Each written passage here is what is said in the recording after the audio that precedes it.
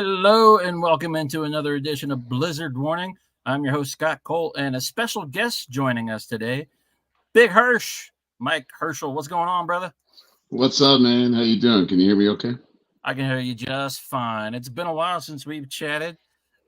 We live on opposite sides of the city right now, which is closer than most people can say. Some people live in other states. But what's been up, man? Happy New Year.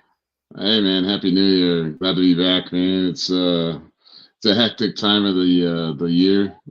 Always around, the whole peak season thing. But glad to be back. Fucking good to see you, man. Sorry to cuss. My bad. Hey, this is a fan ran show. We don't give a shit. We say a lot of stuff on here. Sometimes it slips. Sometimes it's on purpose. It happens a lot. Kyzer will not be joining us tonight as we originally expected. He has some issues come up. And Jenna Chavez will be on eventually. She's dealing with some technical difficulties, but we will get to her when she gets on.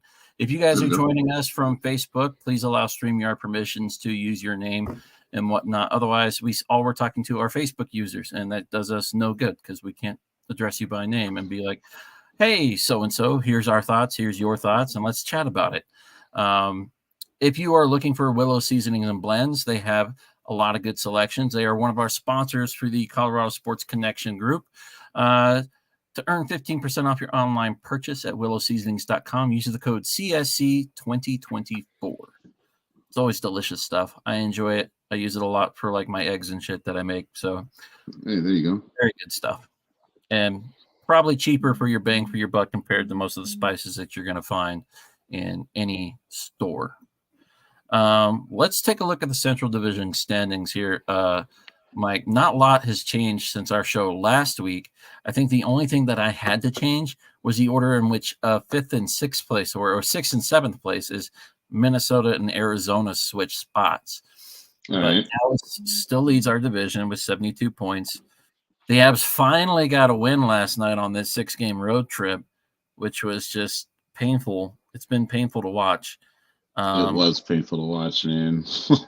I mean, you had hope in the game against the New York Rangers to start this road trip where they lost in overtime.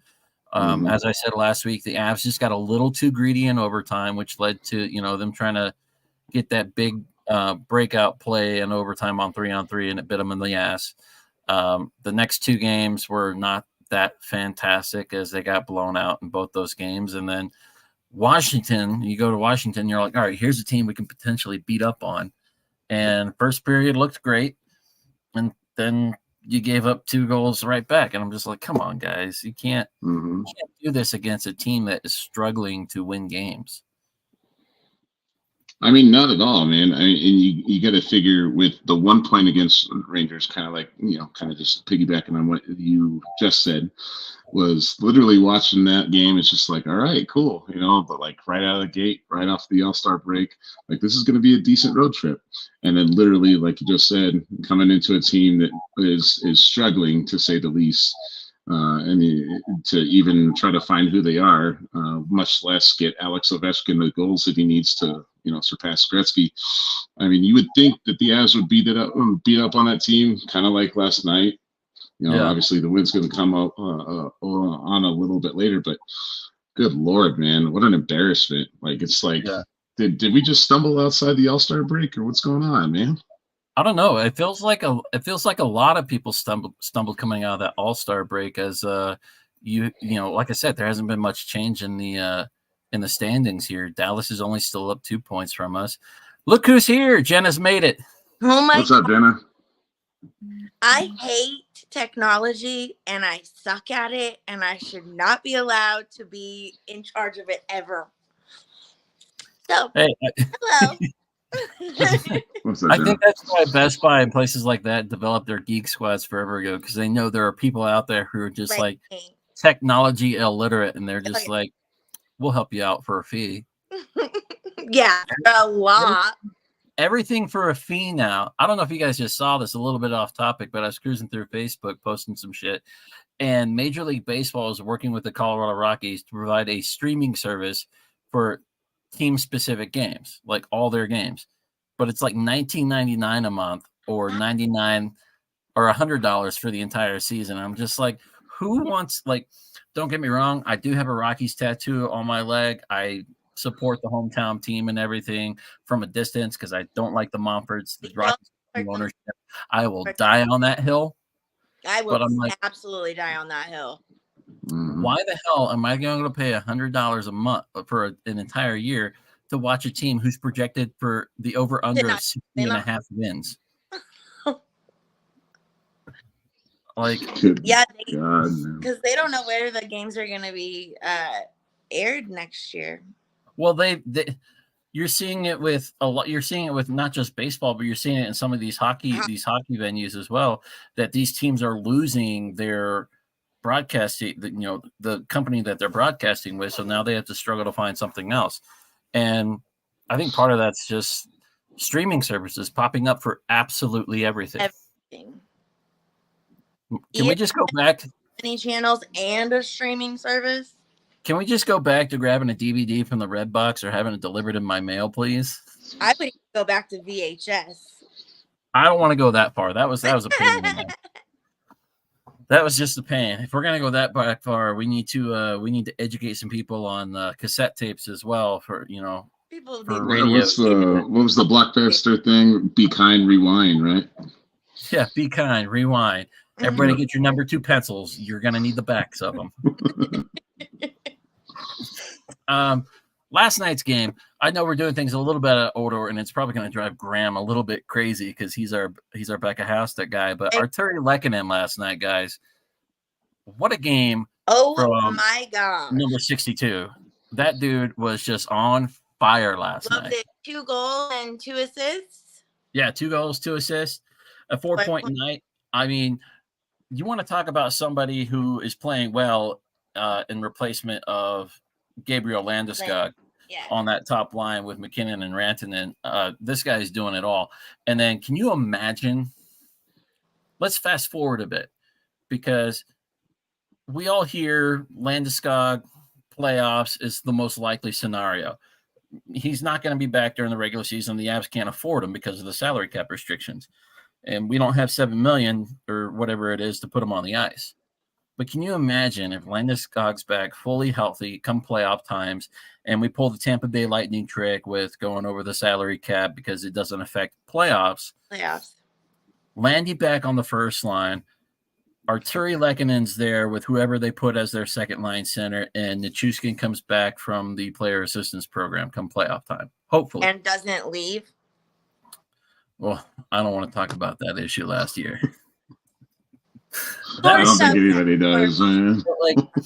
But listening to 92.5 altitude radio today, they were talking about Arturi, or not Arturi, but with Nichushkin in general. But it does affect Arturi Lehkonen. I mean, there's a reason he's playing up there on that level. But if you can get Lehkonen back with Nichushkin, with whomever is going to be their second line center, and you've got the Roaring 20s line intact, you've got some quality depth going into the playoffs. I mean, that's just going to be amazing to see again. And Arturi proved why the Avs went out and extended him to another deal. He's locked in through the 2026-27 season.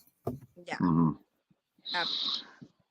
I mean, watching Lucky do what he does, I mean, is there any better feeling or any better, I would say, view, like kind of just like as a fan, to watch a dude come back from like a hardcore head injury, missing 30-something games? Didn't he miss like 37 games, 34 games, something like that? He missed a good chunk of games for sure. That was a scary hit. Absolutely. I mean, but dude, the awareness of him in front of the net on that like the power play goal. I already know it's exactly what you're talking about, dude. Jesus. Intermission, he even said, "I know where all my players are at on the ice at all times."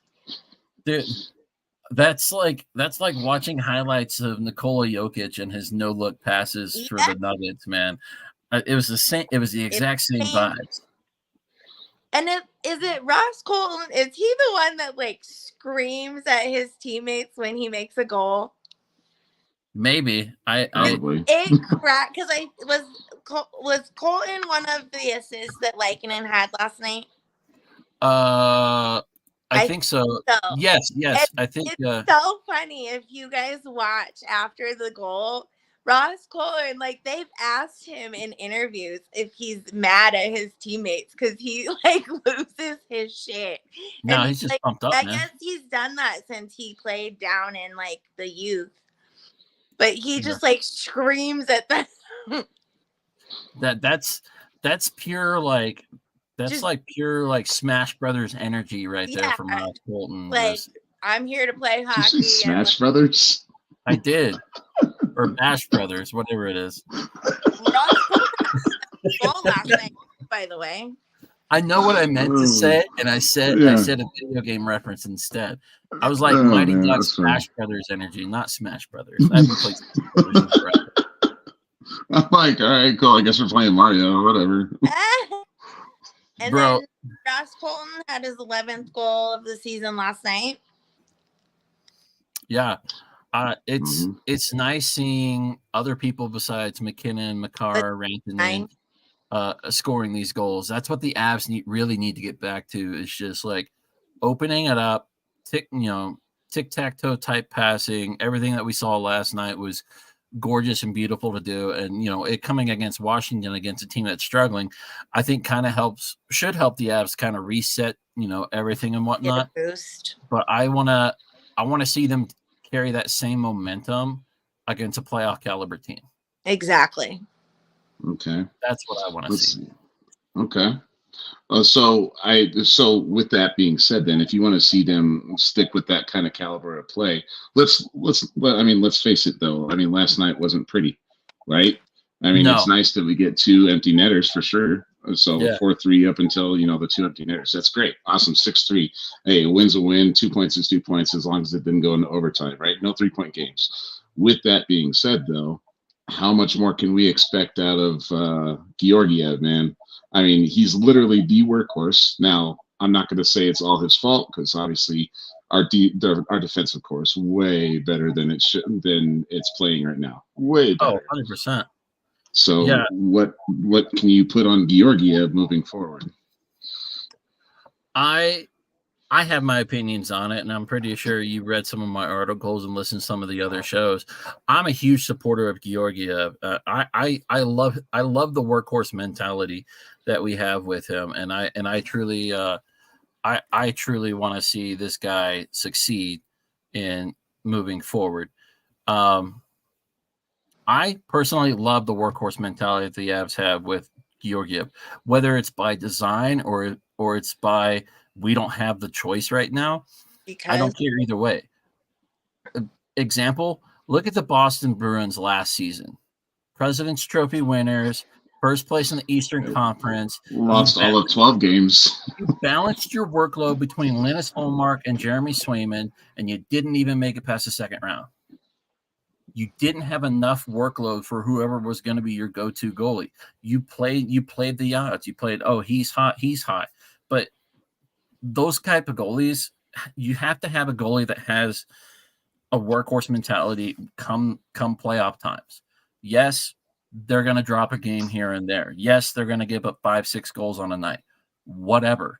But you get a day off. You get a day or 2 days off, depending on travel in between these games. So I like it. That's my personal opinion. All right. Well, as it sits, I'm looking at the Avs schedule coming up. Looking at Tampa Bay, Coyotes, the Canucks, the Red Wings, Maple Leafs, Stars, just to name the next 7 games. And as it sits, I think Annunen gets 2 of those games. Yeah, exactly. The rest of the month. So, talking about the games, Arizona Coyotes next Sunday, 4 p.m. game here at Ball Arena. Mm-hmm. That should be a Justus Annunen start. Okay. You're talking about a team that is currently 7th in our division, 50 points. They're not a threat. Like playoff-wise, they're not a threat.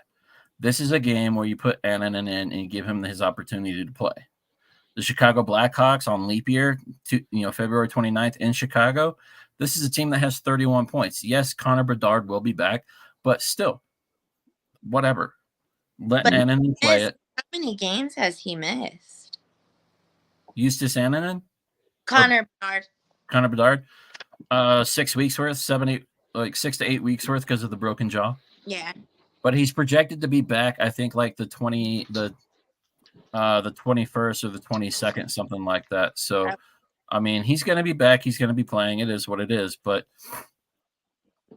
you got to give Annunen a couple of games here. But speaking of how many games Annunen will play compared to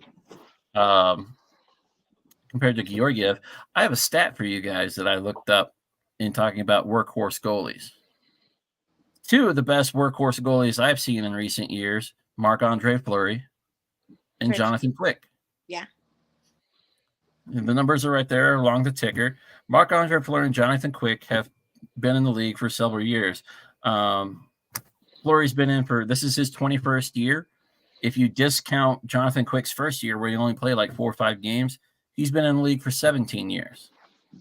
Out of 8 of 21 years for Marc-Andre Fleury, he's played 60 or more games. Started. Jonathan Quick, 6 of his 17 years, he started 60 or more games. In 2 of those years, he started 70 games. They're both 3-time Stanley Cup champions, respectively. Mm-hmm. I love the workhorse goalie mentality. Henrik Lundqvist, workhorse goalie. Marty Brodeur for the New Jersey Devils, played his entire career there. Workhorse goaltender. Wasn't Waugh a workhorse goaltender? Patrick Waugh was a workhorse goaltender. I love the workhorse goaltender mentality. Just a lot of teams have just started to get away from that in recent years, but I mean, if it's gonna work, then why not do it? Because of trends, statistics, everything else. It's the same thing, same reason why Detroit Lions went for it on fourth down and whatever in the NFC Championship game, because that was just the statistics and numbers told them to do it. The analytics. There you go. So, okay, and while I love the fact that you defend the workhorse mentality, Scott, my biggest concern is if you are going to depend on a goalie who you're using as your workhorse, wouldn't it make sense then to put more pressure on your offensive core then? Because if defense is obviously playing like we mentioned earlier, lower subpar than we know that they can, then we're expecting that goalie to give up a minimum of 3 goals a game. So you're looking at 4 goals to win, right? To win, yeah. So, I mean, we've seen McKinnon score 2 4-goal games this year. We know it's possible, but is it feasible to accept that team needs to have a 4-goal performance day in, day out?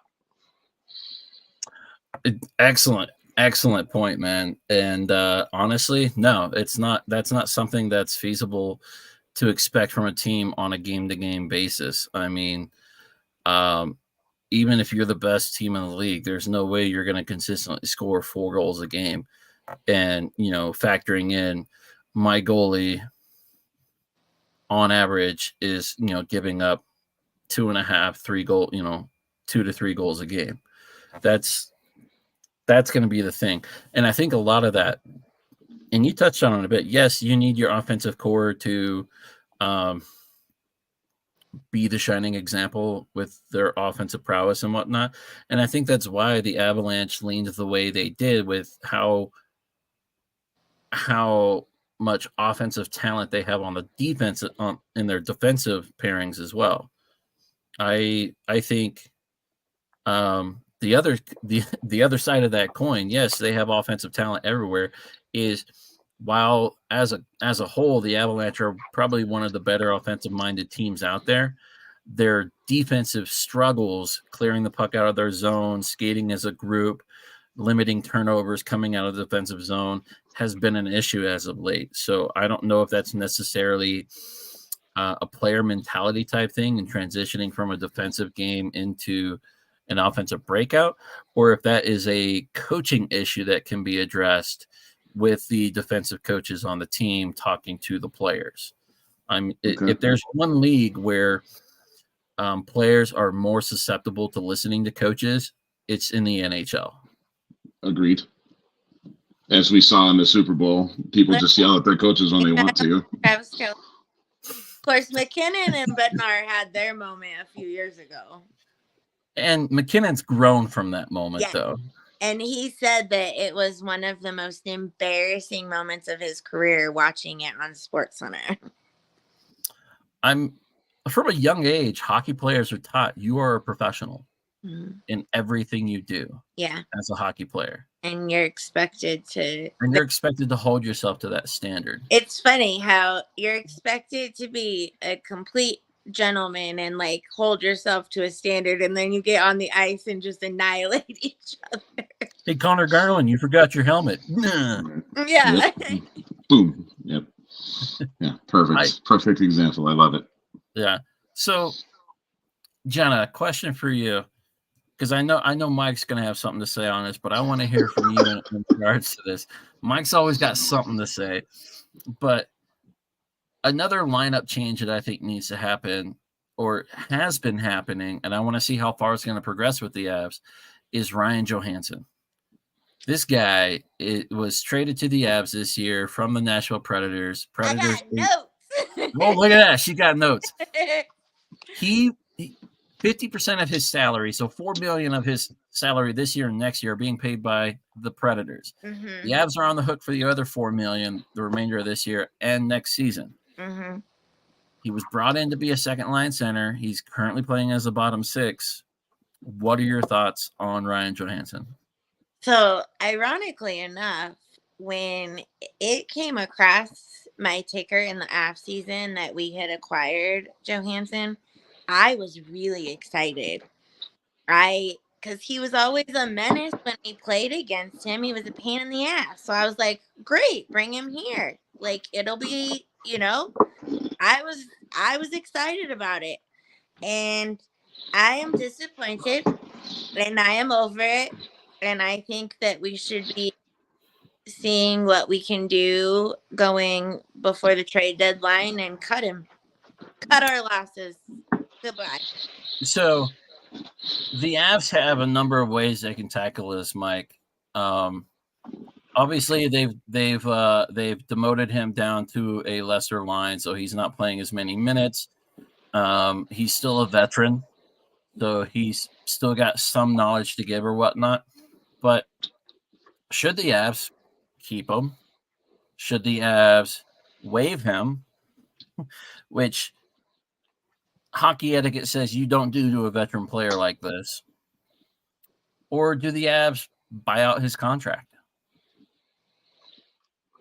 Man, I don't know. That's a good question, right? I mean, the popular saying has been, "In Joe we trust," right? Yeah. I mean, hard to argue with the guy who, two Stanley Cups as a player, one Stanley Cup as a GM. Like, it's kind of hard to. And he hasn't missed very often on these drafts or acquisitions as a GM. Exactly. And it seems like whatever move he makes, he makes on purpose, right? Chris McFarland, a name who, I mean, as it sits right now, I don't trust him as much as Joe, but that's just because I don't know him. Now, With that being said, I don't know, honestly, man. I mean, Johansen's got to be, he's got to be a target for someone, right? Because Nashville's still holding on to that $2 million for this year and next year, right? Yeah, $4 million. Well, 4 total, right? But it's 2. No. Nashville's still holding. No. Is it 4 total? His contract is $8 million a year. It's for them, for us. For 2 years. Okay, got it. Yeah. Got it. So both teams are paying $4 million towards his total $8 million per year for this year and next. Okay, all right. So with that being said, then, with getting him at $4 million for 2 years, man, I mean, he's gonna fit somewhere. I think you have to look to trade him. I don't know if you can buy out his contract, dude. Especially with the March 8th deadline coming. I think you have to. That's an extra piece. That's an added bonus for somebody else to take on. So I don't know if you're definitely not going to put him on waivers. That's, in my eyes, that's disrespectful. But just like you said, that's a veteran player. But not just that, but Zach Parise. He just joined the team, man, and he's already making an impact. It's seeming arguably more of an impact than Johansen has, given the games. I initially wasn't a huge fan of the Zach Parise signing, based on his age and what I've seen and everything. But honestly, his performance on the ice has been enjoyable to watch, and like he's skating at the speed that the Avs typically play at and everything. So I can't fault him. I can't fault them for signing Zach Parise to a veteran minimum type contract to play out the rest of this season. But like I saw somewhere somebody did the numbers on the buyout. So what would happen is the remaining salary that Johansen is owed this season and a portion of his salary next season would be deferred to the 25, 26, and the 26 or next year, and then the 25, 26 season, totaling like 1.3 million per year or something like that. So that's how the buyout works: is the salary's forgiven for whatever's left on the contract in the next X amount of seasons based on the number of seasons you had left would get moved to the next 2 salary cap seasons, which the Avs could potentially afford with NHL announcing that the salary cap is expected to go up the next few years. We've already spent most of the money for next season's salary cap increase on the extension for Devin Taves, which is freaking awesome. I'm okay with that. I think many Avs fans, all Avs fans, should be okay with that. You've got your top. If you're not okay with that, you're crazy. If you're not okay with that, you need to go pull your head out of your ass. So yeah, here's a thought, and you brought it up. March 8th is the trade deadline. It's 23 days away, or 24 days away. Mm-hmm. I'd say 23 now because end of business is already over for the NHL today. Like hockey games have started and whatnot. Right. So if the Avs should do everything in their power to try to move Ryan Johansen off their book completely. Gone. Agreed.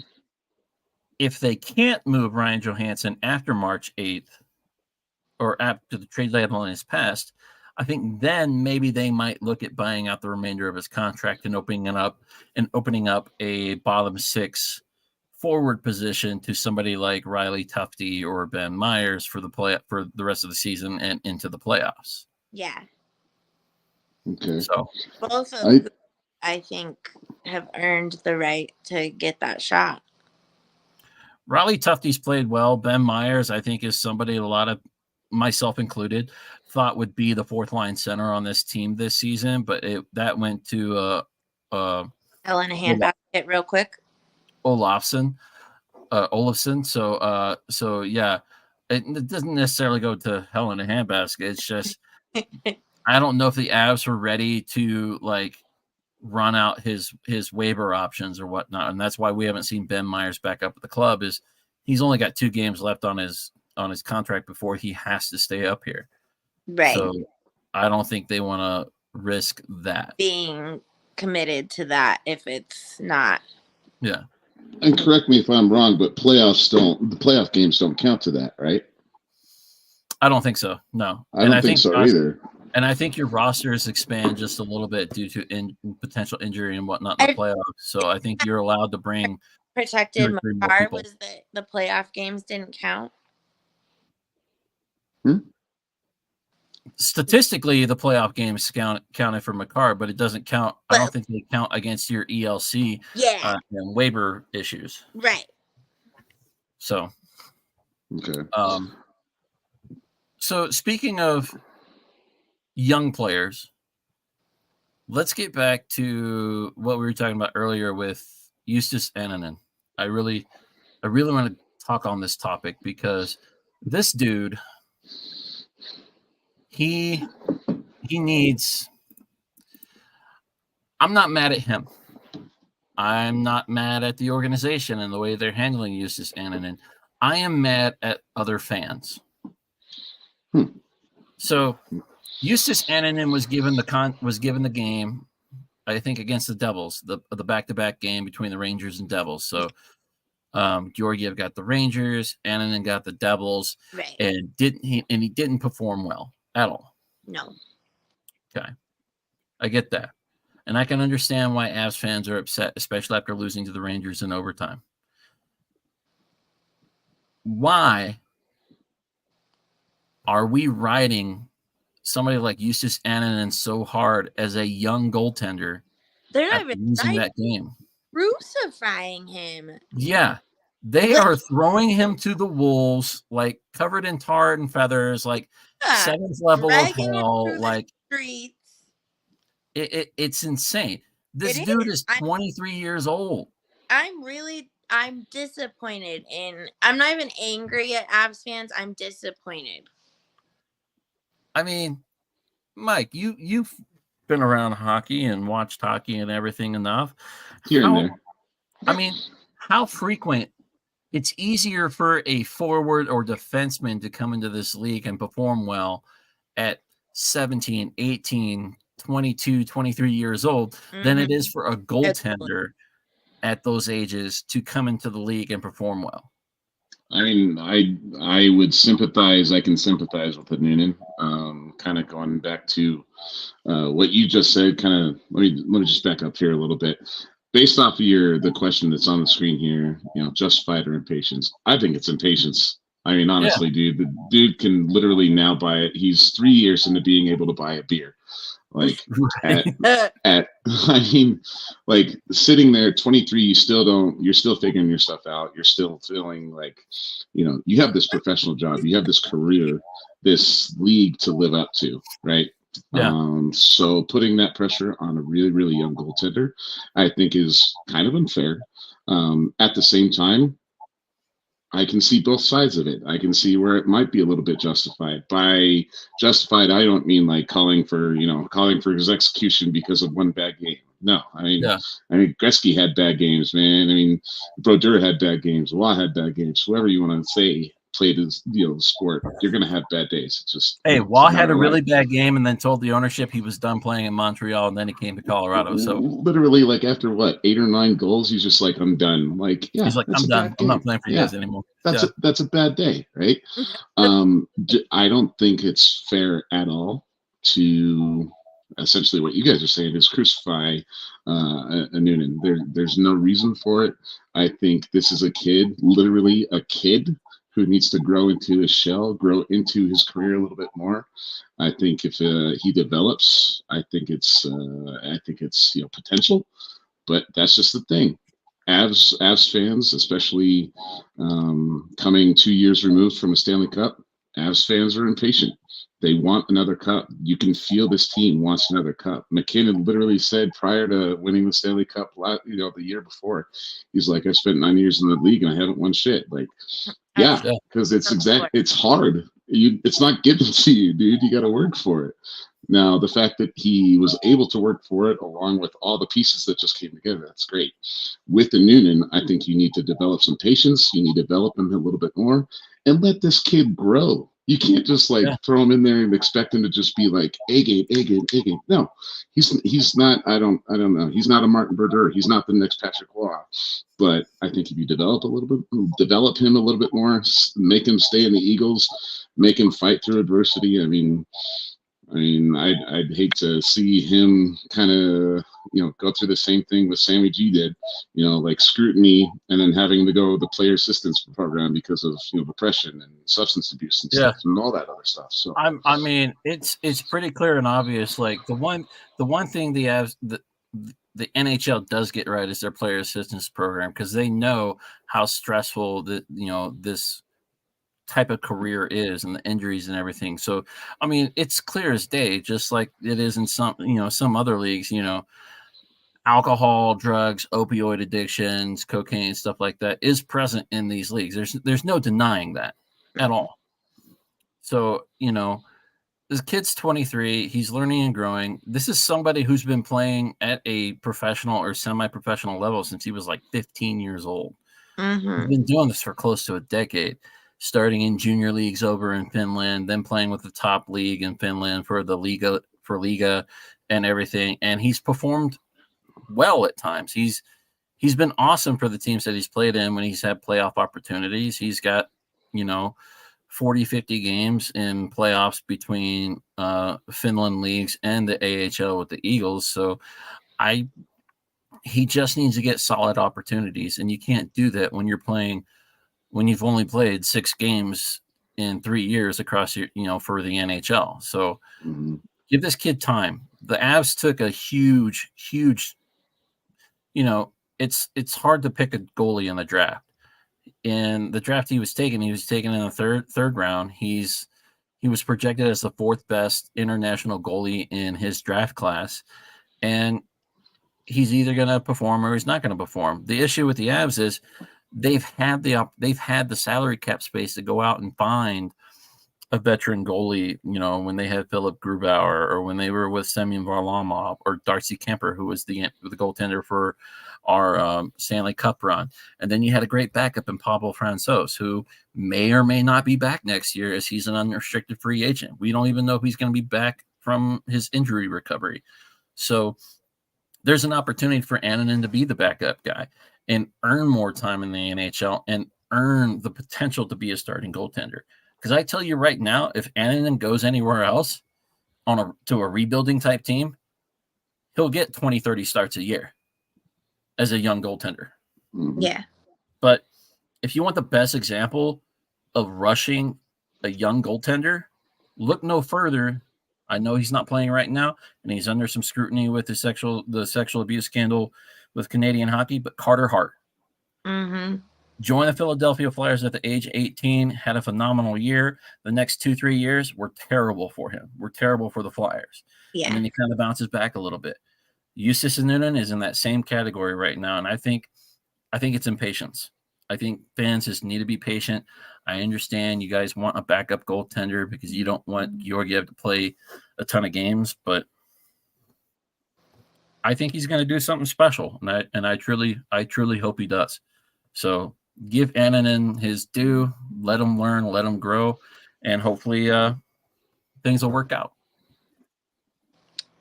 I think that I think patience and just letting him grow, get his feet under him, and I think he'll make the adjustments, and I think he'll be okay. Yeah. So, Scott, I wanted to, and Jenna, if you guys have this on the docket, I don't know, but I wanted to throw this out here because honestly, I have, my dad and I, a lot of the time share a lot of the same views on certain NHL players, specifically a defenseman for the Avs. Again, I don't know if you have this on the docket, but I just want to say, out loud, I am happy for this improvement that I've seen in Sammy G, dude. For as big as not necessarily a non-supporter, but for the biggest supporter of moving him, I'm glad to see he comes back from this players assistance program. And bro, the dude is on a next level. I'm seeing similar things that I saw when he first joined. I'm loving it, dude. It's the Sammy G that I fell in love with at first sight, dude. Yeah. It's a different player. It's definitely nice to see Sammy Girard come back into this lineup after the player assistance program.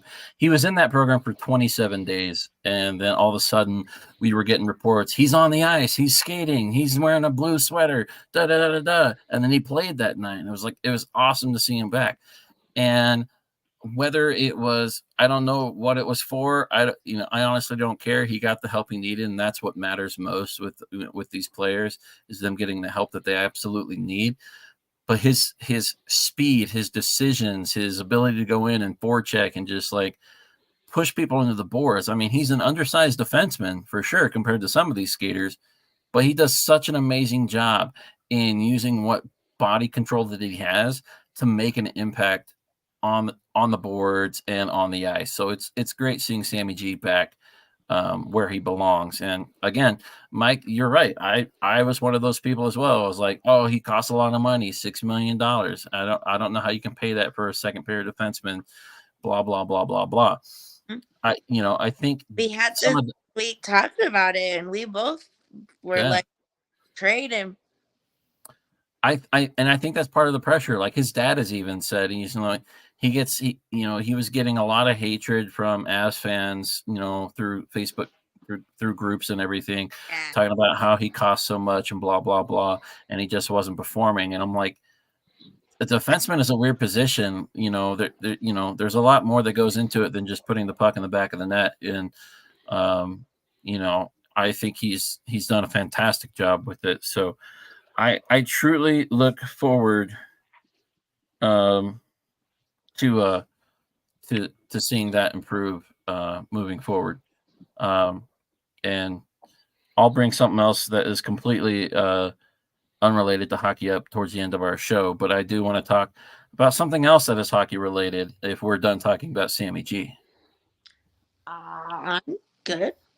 I'm good. All I want to say is, like, Sammy G, I'm glad you're back.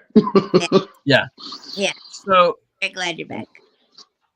let's focus on the announcement by the NHL for their 2025 Winter Classic.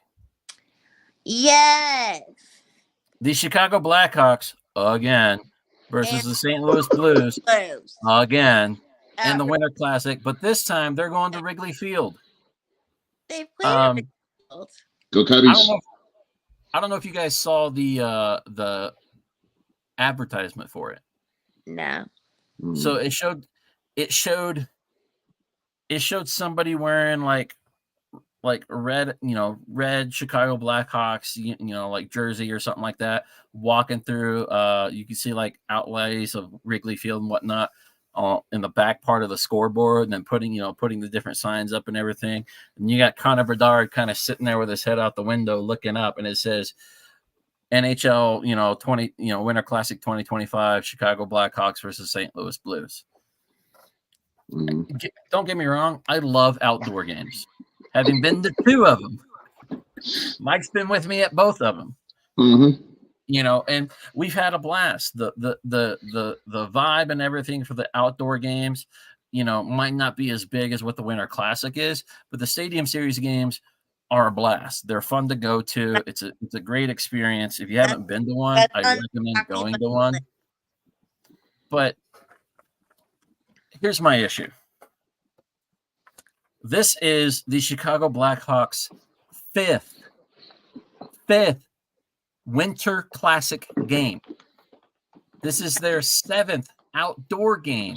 Yeah, see? He's Mike doesn't care. He doesn't care. But I'm like, this is their 5th game. This is the St. Louis Blues' 3rd Winter Classic game in the NHL. Can either of you tell me how many teams have not? Second time at Wrigley Field, too? I don't know. I didn't look at that one. Hold on, let me look. I can actually look that up because I got it pulled up. Okay. Let's see. In the history of the Winter Classic, we've had one at Orchard Park. Wrigley Field, 2009, Red Wings and Blackhawks. Fenway Park, Heinz Field, Citizens Bank Park, Michigan Stadium, Nationals Park, Gillette Stadium, Busch Stadium. That was the last time the Blackhawks and St. Louis played. St. Louis won that one 1-4. Citi Field, Notre Dame Stadium, Cotton Bowl, Target Field, Fenway Park, T-Mobile Park, and then back to Wrigley Field in 2025. So I get why Wrigley Field's probably repeated. One, it's the off season for baseball.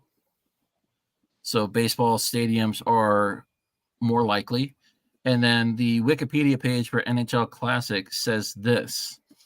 If they want to use an NFL football stadium to host, the Winter Classic could be hosted at a place as long as the team that plays there plays a Thursday night football game in week 16, followed by an away game in week 17 to even consider the possibility of hosting. Stadiums with natural grass fields, have already ruled out the possibility as there would be no time to resod the field or correct any other damage caused by the game.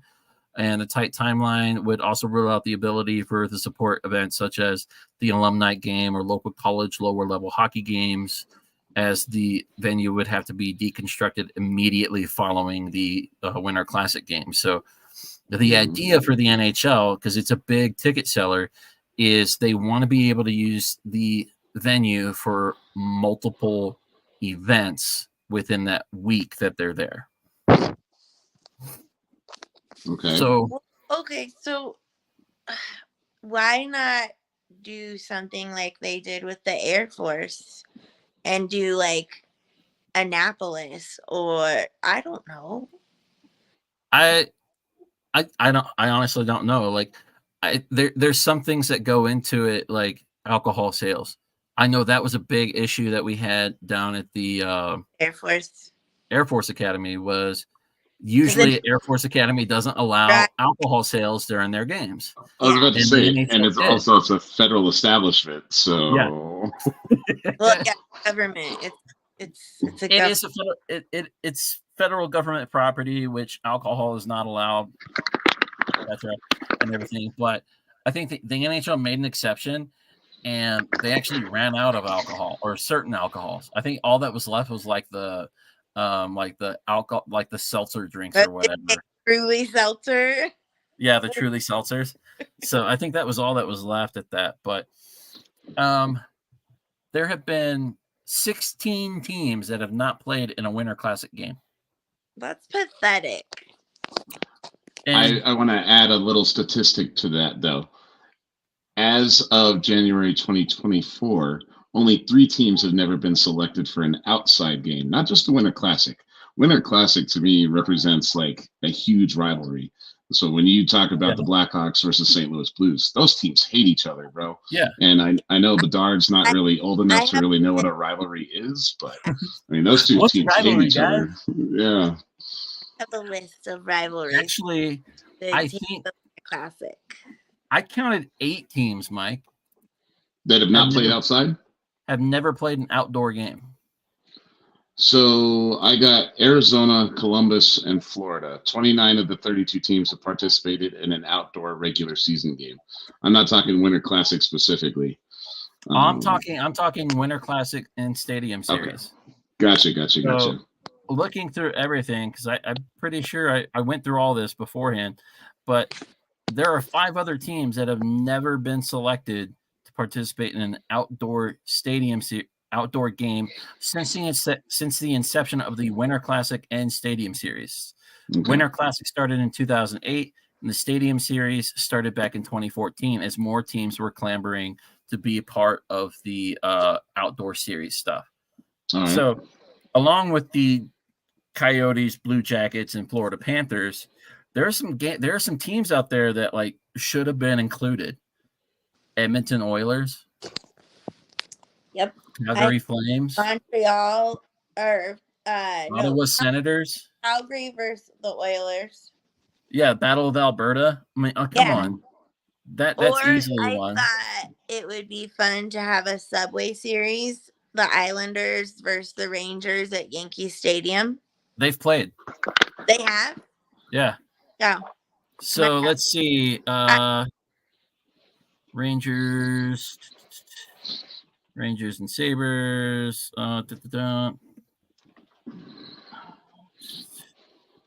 They've had a Stadium Series, I believe.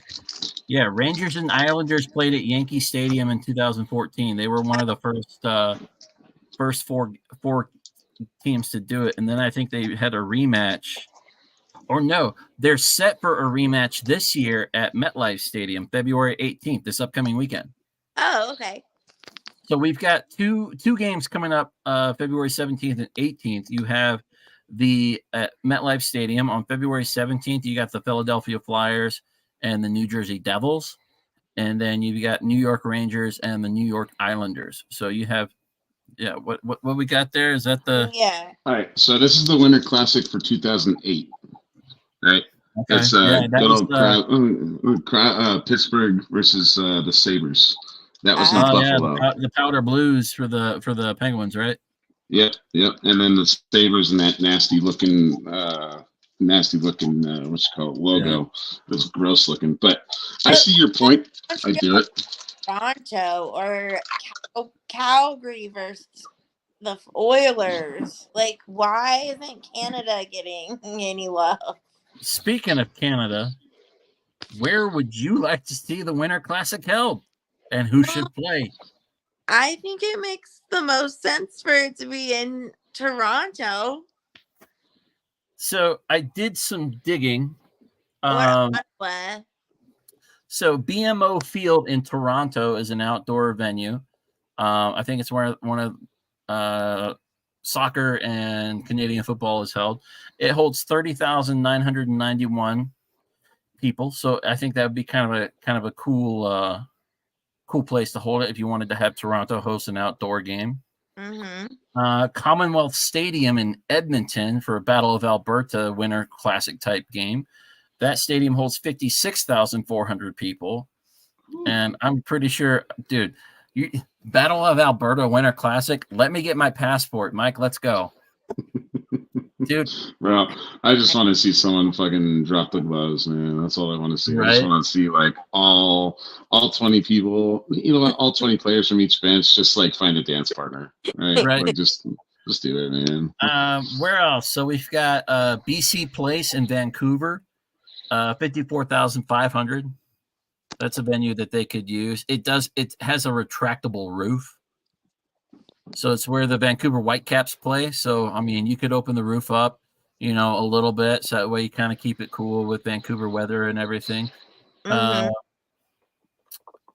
was looking at other places in the U.S., and I think it would be a hard sell. But I know Salt Lake City's been talking about wanting to get an NHL team. You could hold a Winter Classic game at Rice-Eccles Stadium. It's where the Utah Utes play. Well, I had thought of Utah earlier when you had asked to be thinking about places, and I was like, why not Utah? Especially talk that they're gonna be getting a team. That's the biggest reason is alcohol. Yeah. I mean, what was it? The Olympics were held in Salt Lake not too like way back in the early 2000s. 2008, right? I believe, was the Winter Olympics in Salt Lake City, I believe. Okay, yeah. I don't know how alcohol sales were then, but I don't know. I mean, that's a whole bunch of international people coming to party and throw some snow at each other. So 2002, I was off. There you go. But yeah, I'm just like, I think for because I got to looking at it, it's like Rice-Eccles Stadium, like it'd be great. It's a great venue. It's the Utes are gaining some popularity, as a decent college football team and everything. But like, I would think you could possibly make an exception for like a big event like that. Like, I would have to look more into it. As like, do they do alcohol sales for the Utah Jazz? I would assume so for the NBA. So, I would think so. What about the Utah Grizzlies, the ECAHL team that plays up there? Do they allow alcohol sales there? These are sporting events, so I would assume you could make an exception for something as big as like the Winter Classic or a Stadium Series event. And trying to open up venues and check things out. I think there's another place. Calgary has McMahon Stadium, holds 35,400 people. So if you wanted to do Battle of Alberta somewhere else, you'd always do it in Calgary. So there's some options out there. But it bothers me that there's like there's never been a Winter Classic or Stadium Series game in Canada. And then I posted that to the group, and I'm like, Graham, or I was telling him, I was like, why has there not been one in Canada? And Graham replies back, hypothermia. Man, that Stadium Series game down in Springs, man, that was way too damn cold, bro. Like Jordan's and I's feet froze. Like I remember my face being like numb, stopping at a burger joint on the way back home, bro. Like, and then there's Utah do allow alcohol sales. Oh, bro, what's that? What was that, Jenna? Oh, shut off the Bluetooth, babe. Oh shit. Sorry, someone interrupted my Bluetooth. The Utah Jazz do allow alcohol sales. See, so they can do alcohol in Utah. It's all good. Of a sudden, I heard you guys downstairs, and I was like, "What is going on?" What the hell's going on? Yeah, I'm really good at throwing my voice, apparently. So all I gotta say is, like, and as something that probably doesn't make a lot of sense to a lot of people, I like to go against the norm. So as far as like a winter classic, like I know like in Florida and Arizona in the winter time, like those two states obviously don't, that's a lot cooler temperatures. Obviously it's not anywhere near you could have something as far as the stadium series. But I mean, how about like some sort of neutral ground? So both desert teams, both hot weather teams, like go up to Canada for all of, I don't know, 2 or 3 days and just have like 2 or 3 games there. You know what I mean? Like 2 or 3 days of just like going at each other as far as hot weather leagues or hot weather teams anyway. Hey, Arizona, we want you to go check out your possible new home in Quebec. Precisely, man. See, you're already on board. That already tells me you're on board, dude. I'm in. Let's do it. Start to process. But yeah. I mean, I love seeing these events, but I love the Winter Classics and stuff like that. But a lot of it's just over on the East Coast. You don't see it come to the West very often. I'm like, the few times it's come out to the West, let's see, you had... Did you say they wouldn't survive, Graham? He's talking about in Canada. Yeah. So, like, they did the Cotton Bowl, which was Dallas, Texas, for in 2020. It was the Predators and Stars. And they did T-Mobile Park this year for Vegas and Seattle. So, like, that's the only time they've come this far. That's the farthest they've gone. Outside of that, you've got Busch Stadium. A cool one, Lambeau Field. Oh yeah, that'd be a good spot. That would be. Hey, let's do it. Avs on the road versus Detroit Red Wings at Lambeau. Oh, I am so on board. Road trip for sure. Dude, I'm fucking down. I will go freeze my ass off. I will actually wear pants. I would hope so. Jenna, I froze my ass off at the Stadium Series game down at Colorado Springs. That was shorts, jersey, a hoodie, and then like a scarf. That was me. Dude, that was too damn cold, bro. Classic Colorado. Classic Colorado guy. I think I was the only person at that game wearing shorts. I bet. But I never got interviewed, man. Jesus. Oh, man. Did you say you never got interviewed? Never got interviewed. Damn. Here's this one crazy guy wearing shorts. Let's talk to them. He must be an idiot. He's obviously hammered, bro. We can't talk to him. Yeah. What are your thoughts on these crazy fans that think that we're going to trade for Sid the Kid? Sid the Kid in a Avalanche uniform. I just won the lottery, guys. I was about to say, like, I'll buy it. Right? They're talking that we would have to trade Byram, one other person. I can't remember who they named. And I don't see it happening. I'm not trading you 3-4 players with 4+ years of potential on my roster for somebody who might play 2.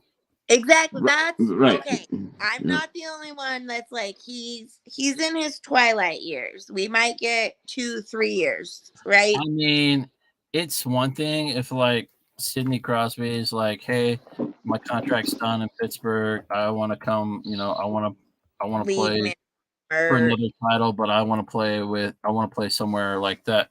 But I'm like, and it's possible. I mean, but I'm not trading you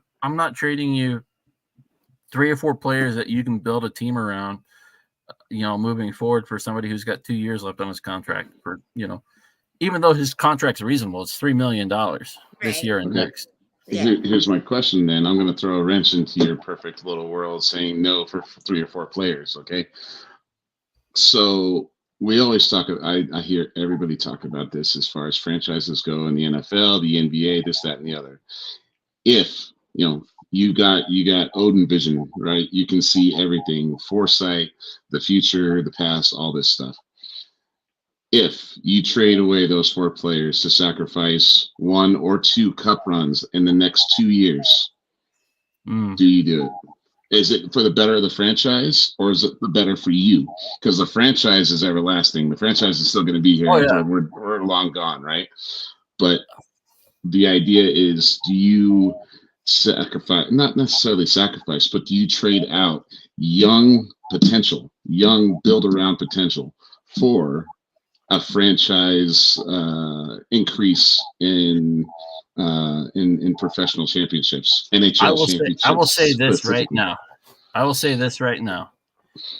If, because of this success, if Pittsburgh came to me and said, "Hey, I want Bo Byram, I want Logan O'Connor, and I want a first-round draft pick for Sidney Crosby," I'd be like, I will give you those three and Ryan Johansen and eat 50% of his contract with us for Crosby. I would do that. Okay. All right. I so mean, you would say goodbye to Logan. I would say goodbye to Logan O'Connor because of Callum Ritchie. I'm so sad with you right now, Scott. So unproven that you want to No. You cannot tell me right now that Callum Ritchie's stats in the OHL and what he's able to do right now would not translate to a third or fourth line center in his first 2-3 years as an Avalanche. All I got to say is 2 words: Logan's speed. All right. I mean, how many times do you confuse Logan with McKinnon on the ice, bro? They move similarly. I get that, but Rapper. I get that, but if you're talking about getting Sidney Crosby, let's go back to the franchise. Let's move away from being the fan. I love Logan O'Connor. I will not deny that. Logan O'Connor is a fantastic player. I love his energy. I love what he brings to this team. But if you're telling me that my first line center can, my first line center is going to be Landeskog. He comes back. Right. And I've got Sidney Crosby as part of my second line, because you're not, unless they move Mikko Rantanen down, which I don't know if they'll do. But if I can get Crosby, McKinnon, Landeskog, Rantanen on the same team, Arturi Lekin, Valeri Nichushkin, those are my top 6. Right. Logan O'Connor is on, I think, like a $1.3 million deal this year and next, I believe. Let me look at that real quick. That's such a steal. That is such a steal. It is a steal. It is a steal. And that's where the issue lies. I think that the Crosby rumors amplified greatly after the All-Star game. Oh, but yeah, no doubt. It's pretty cool to see them on the ice together. But so yeah, Logan O'Connor is making $1 million this year and $1.25 million next year. Yeah, deal. You're telling me we're robbing him? No, we got a deal. I know. You're telling me him. There's no way he's going to be able to re-sign with the Avs with the money that they've already spent after next season. Yeah. Agreed. No way. Agreed. So why would I not potentially get something for him? Trade him away for somebody like Sidney Crosby, like you said, franchise, Odin site. Mm-hmm. I could potentially lock up 2 more Stanley Cup titles with the team I have in place by bringing Crosby in and shipping O'Connor, Johansen, a first round draft pick in Byram, or a second round draft pick in Byram. Yeah, I'd throw a second. A first round, I think Joe's been pretty spot on with us. So I'd throw a second rounder out there. I would throw a second round pick. Maybe a first if they're willing to eat all of Johansen's contract to offset that. Right. But Crosby waive his no move clause.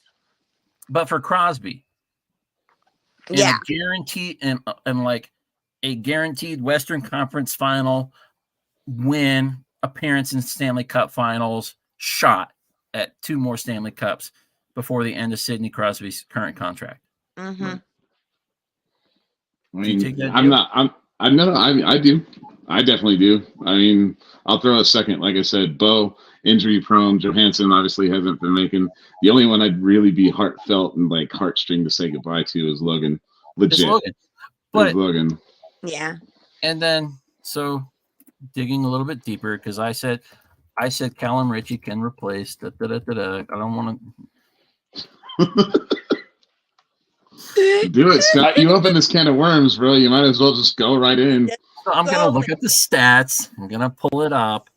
So he's got looking through 35 games played, 18 goals, 40 assists, 58 points. That's this season. Last season with the Oshawa Generals, he was an assistant. 59 games played, 24 goals, 35 assists for 59 points. 5 playoff games, 2 goals, 4 assists.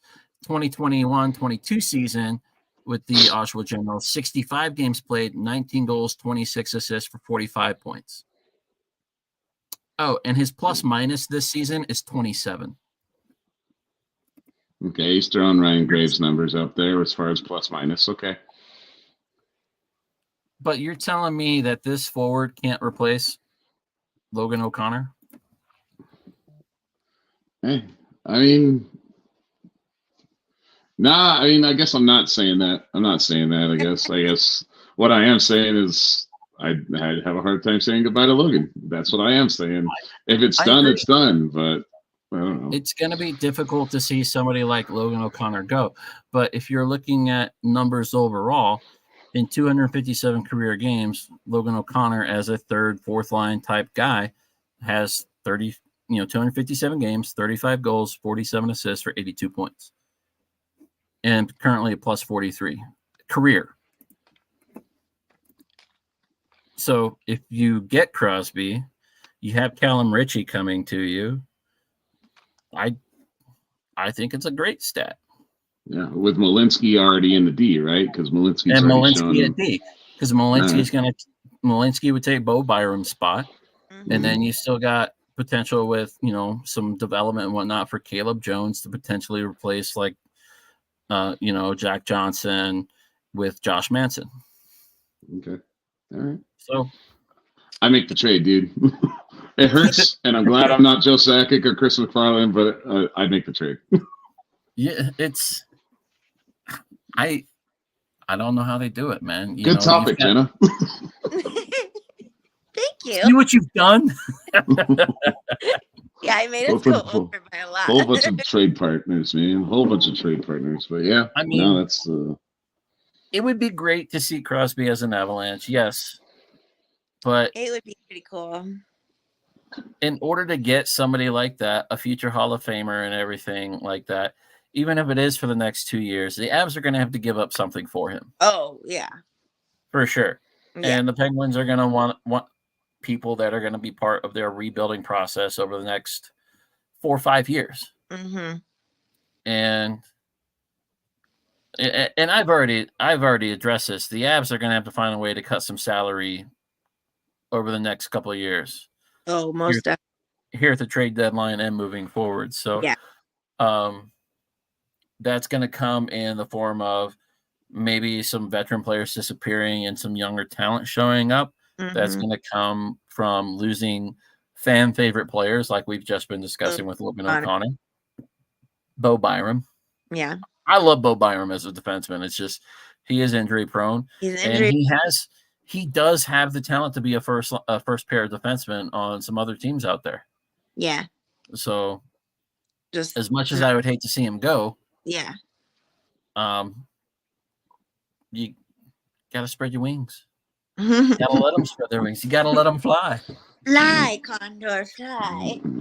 So it's going to be interesting. But speaking of peacock, Condor, I let fly.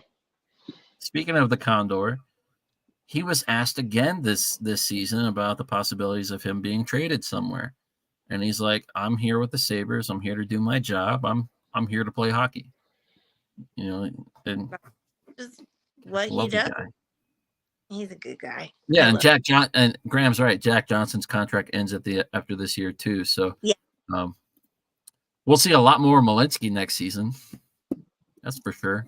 I'm excited. You think if the Avs win another Stanley Cup this year and they play Jack Johnson's team, you think he's going to be there for the team photo again? I fucking hope so. That was an epic moment. I mean, dude, Jordan and I are literally like, I bet you anything Jack Johnson's going to hop over. And sure enough, the camera shows him squeezing over. He's like, I was part of this shit too, damn it. Well, I think one of the Avs players waved him out. I think Landy or somebody. I think Landeskog waved him over. He's like, dude, you were part of this team. Get over here. You helped make this happen. Excited. It was one of our guys was like, what are you doing?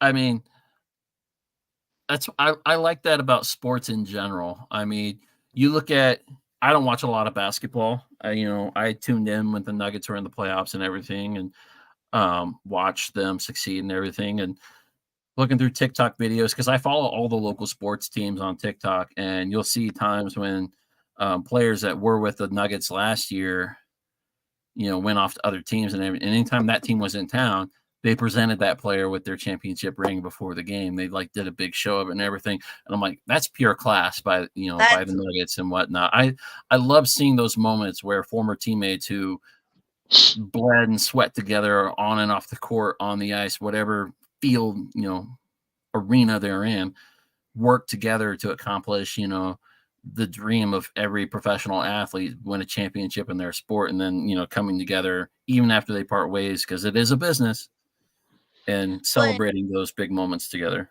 When EJ was here a couple months ago, they did a cool video thing, and I fucking cried and stuff, and Landy and his kids were down at the ice the whole time that the Buffalo Sabres in for warm-ups. It was classy. The equivalent of cool shirt, bro. Go change. Yeah. Even though you're in the wrong sweater, we still love you. Yeah. That was awesome. And Landy's joining the team. Landy is in Tampa Bay, joining with the team. He is down there to hang out with them and provide them some off-ice support.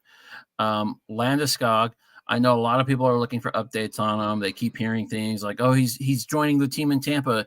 He is not going to play in the regular season. No. 0%. I don't even know if he should play in the playoffs. It depends on how his therapy goes, his physical therapy goes. And that's my other thing. Like, he's joining the team in Tampa, but we need to remember that he still has rehab of his own to do. Yeah, I mean, he's probably going down. He's probably joining the team. Is like, guys, I haven't gotten anybody to compliment my gorgeous hair. I need somebody to compliment my gorgeous hair. I've been around my wife and kids this entire time. We all have gorgeous hair. The locks, bro. The locks, man. No, jealous. Bro, like, and is that not something that's been lacking over the last 2 years, right? Is captaincy, the leadership. Literally, it's your captain chewing your ass out because you pinched when you weren't supposed to pinch.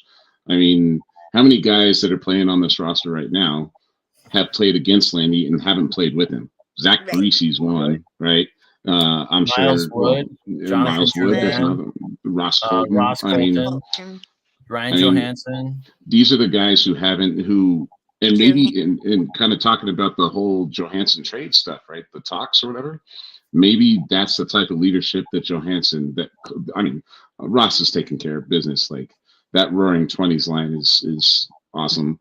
But with that being said, maybe that's the type of leadership that Johansen needs. He needs another veteran around who, I'm not saying he doesn't necessarily not respect McKinnon or not respect McCarr for their respective games, but maybe that's something that he needs. He needs a captain to actually take a look at, because who's the captain? Josie, Roman Josie, right? Roman Josie for the Nashville Predators, yeah. Exactly. And I mean, maybe that's a leadership problem. Maybe that's a leadership problem that Johansen's playing like he is. He needs an extra oomph on the team to be there.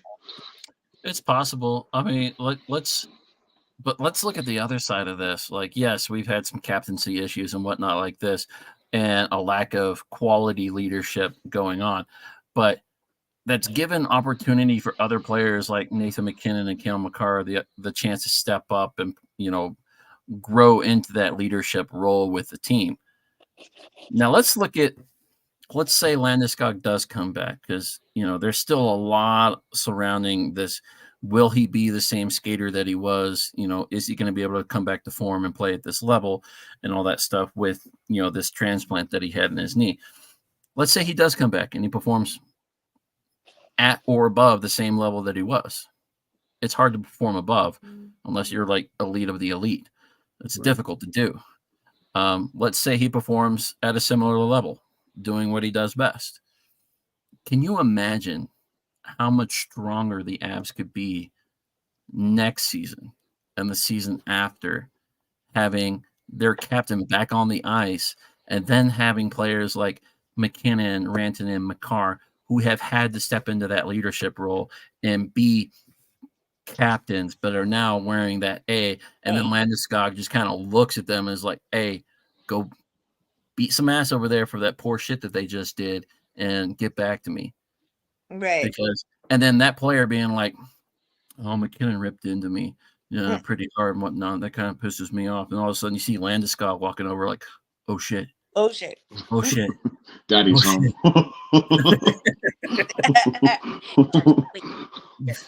So, I mean, his presence is huge. And the Avs are one of the few teams in the league that haven't had a ton of captains, even in their franchise history. This going back to the Quebec Nordiques day. They've been consistent in longevity with their captains. That's been the franchise model. So, yeah, because it was Sakic, and then it went to, what was it, Tanguay? Yeah. Yep, and then after Tanguay was Foot. Yeah, the only defenseman for the Avs. Yep. Mm-hmm. And then Landeskog. Yeah, I think so. at the age of Tanguay and Foot got it because of their longevity with the team. Right? yeah. And they couldn't find somebody who was deserving in their draft picks and everything. And then you drafted McKinnon, and McKinnon's like, oh yeah, okay, he was kind of great. Matt Duchene was like, I should be here because I've been here so long. Yeah. Go. Can we not talk about the douchebag? Yes, go away. That's just like that's salt on a scab, dude. Like, Yeah. why even? Yeah. And then you had, McKinnon was great, but they were like, he's just a pure goal scorer. Let's not burden him with this. And then along comes Gabriel Landeskog. The dude was built to be a captain. Well, yeah. I mean, he just looked the part. Yeah.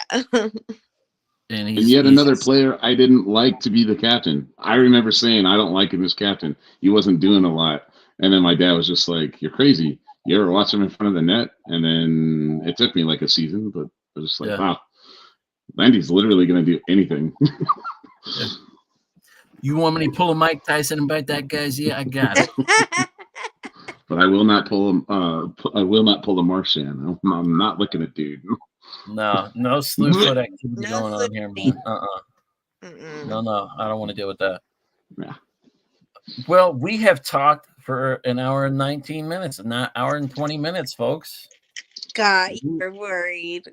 We've been, well, I was worried because usually most people don't have anything good to talk, like anything to really talk about after, losing 3 of your last 4 games, right? Or 4 of your last 5 games, really. So it's difficult to find stuff to talk about, but we made it happen. So fantastic job. Mike, thank you for joining us tonight. Yeah, thank you, Mike. You should come on more often, sir. Hey, man. If I'm able to, I appreciate that. Thank you, guys. If I'm able to, man, I'd love to show up on online a little bit more. Obviously, Wednesdays are hit or miss with me. Today was a hit, so by all means, today was a hit. It was a pleasure having you, sir. What we'll do is we'll extend the invite if ever you're able to hop on, even for a brief period of time, to join us in talking about anything we're talking about on Blizzard Morning. feel free to pop in and say hello. Absolutely, man. You are always welcome on the show. Appreciate it, man. Again, for those of you that didn't join us earlier, Kyzer was not here today due to some unfortunate circumstances. He should be back with us soon. We will check in on him and see how he's doing. Yeah. We've got a few games going. There's only 3 games going on in the NHL right now. Panthers are taking on the Pittsburgh Penguins, and Panthers have a 2-0 lead. Yeah. I need 6 goals in that game. Oh, damn. Good luck with that. Well, hopefully Oliver Ekman-Larsson's helping out on them. Okay. Or maybe I don't know. Did I take? I don't remember what I took in that game. But took something stupid. Jets are beating the Sharks 1-0 right now in the second, and the Minnesota Wild take on the Arizona Coyotes here at 7:30, which is about 40 minutes away. Okay. All right. Well, my fantasy goalie's going against the other guy's fantasy goalie, so go Connor Ingram. All right. I took Connor Ingram for over 27.5 saves. Hey, I'm all right. A 28 save shutout. I think you and I are both going to be pretty happy. All right. Yeah, I'd be okay with that. I couldn't take Marc-Andre Fleury for over 25.5 because Arizona doesn't fucking put the puck on net. That's why I'm hoping for a shutout, dude. It's gonna be like a 1-0 shutout. Hey, man, I'm has right like with 40 saves. Oh man, that'd be cool.